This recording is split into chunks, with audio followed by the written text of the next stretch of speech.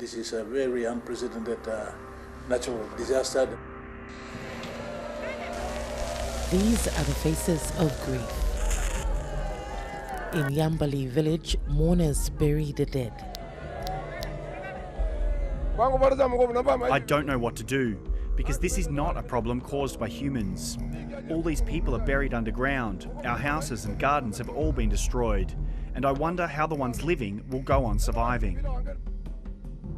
People and buildings were covered under a wall of earth that came down from the hill above in the dead of night. This disaster happened at 3 a.m. while we were asleep, shocking the entire village. It destroyed everything we had. We still haven't confirmed the exact number of bodies buried underground. The site remains dangerous, but villagers are reluctant to leave while loved ones remain under the rubble. Boys are struggling to get those dead bodies. The land is still coming down. So how does part of a mountain simply collapse? When you look at it in Google Earth, there seems to be some unfavourable structure, geological structure in the rock. So a rock slide would be a reasonable description. PNG is very susceptible to landslides because of its geology and geomorphology, being on a plate boundary between the Pacific plate and the Australian plate. So these types of events are not uncommon. This is a disaster because it impacted houses and the road.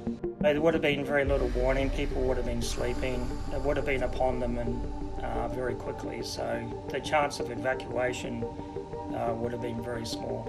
While it seems little could have been done to prevent the disaster, relief is only arriving slowly. Since the road's been blocked, government aid seems to be far away, and I'm worried and confused.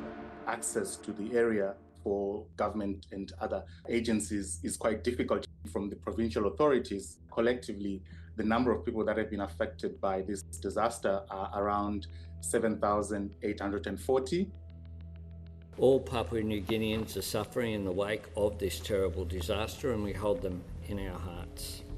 Australian defence personnel have arrived to assist, and others like China and the US have also offered aid. But amidst the grief, there's also confusion. Papua New Guinean officials told the UN the landslide buried 2,000 people alive. People will have to accept the fact that many thousands of people have been buried alive, women and children.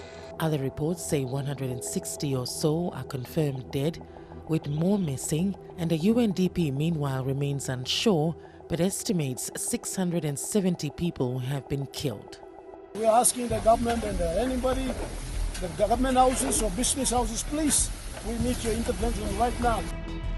The disaster site's remote location, the lack of equipment needed to retrieve the dead, and an ongoing political crisis are making matters worse. Prime Minister, Honorable James Marape, Long, look, Lord, this is now looking, now working assessment blogan. But in PNG's capital, Port Moresby, political turmoil is proving an unwelcome distraction. Well, Prime Minister Marape has offered his condolences to victims of the disaster in a written statement. It took him almost a week to comment further.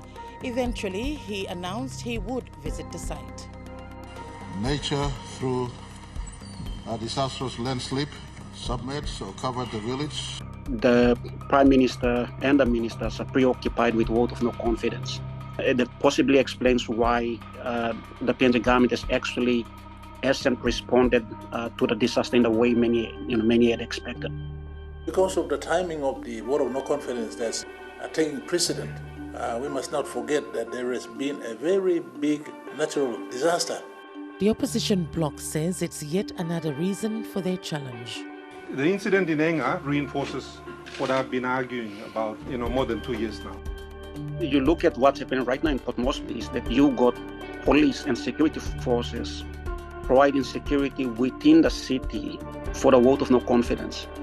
This security apparatus should be all focused on responding to disaster. Enga has been hit by a wave of tribal violence in recent times and unrest that has left hundreds of people dead. I think the local factors at the moment with the civil unrest and the tribal disputes is playing a big role in hampering the relief effort. 8 people were reportedly killed in the last week from violence unrelated to the disaster, but the unrest means aid convoys can only travel by daylight due to security concerns. It's hard to know exactly what comes next. With small farms and livestock destroyed, it's clear that the survivors of Yamb will need help for some time. 3 streams villages use for water have also been buried by the landslide. There's little food and water. We're hungry and asking for your help. We're not even sleeping at night. We're afraid that more of the mountain will slide down and it will kill us all.